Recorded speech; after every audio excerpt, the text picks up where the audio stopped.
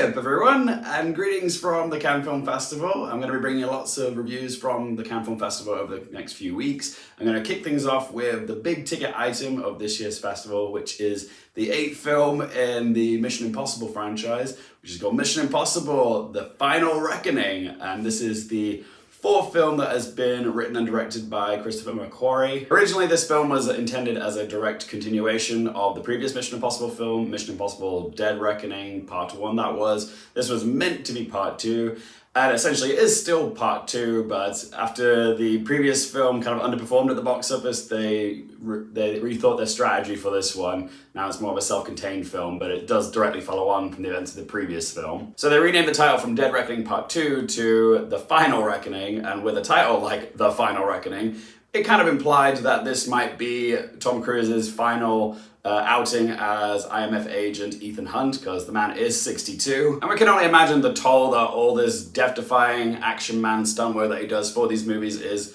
you know, having on his body. But hey, I'll always still show up for a Tom Cruise action movie if he continues to make them. But yeah, I was really excited for this film. I am a big fan of the franchise, and I thought the previous film, Dead Reckoning, was really good. I actually think it's a little bit underrated now. But I was really keen to see how they would outdo the stunt shenanigans of the previous film.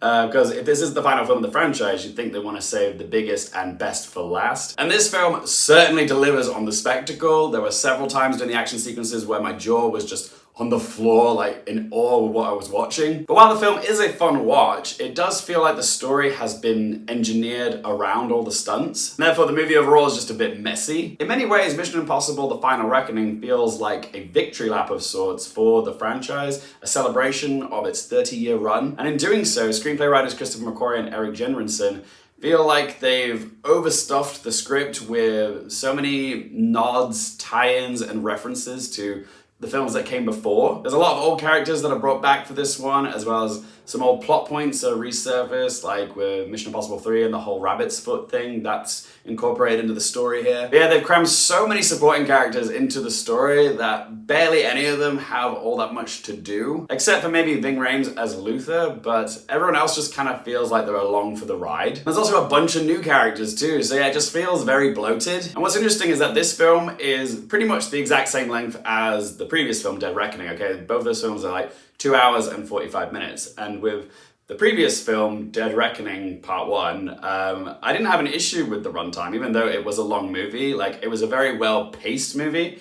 But with this film, there are bits of it which feel very rushed, and some of it feels like it's dragging as well. Were you rushing or dragging? We love a Whiplash reference. But yeah, the first hour of this film feels very rushed. Like, there's a lot of information thrown at the audience, a lot of exposition dumps. There's just a lot of stuff going on all at once. And because it's packing so much in, the end result is that it feels quite disjointed in places. The second half of this film does feel a lot smoother, but the first half is all over the place. But a lot can be forgiven if the film is at least entertaining, and I was very much entertained. When it comes to the action set pieces in this film, they are some of the most ambitious and thrilling sequences in the entire franchise. The submarine sequence is a standout. Ethan has to navigate this interior part of the submarine, which is like a labyrinth, and the submarine itself starts rolling on the surface of the floor, so as it's rolling, you know, the set's rolling with him, and Tom Cruise is just like flailing around all over the place, and it was done for real, and it just looks incredible. That whole sequence was literally breathtaking, and the sound design in that sequence was really effective as well. And there's the aerial plane sequence, which takes place towards the end of the film, which sees Tom Cruise climbing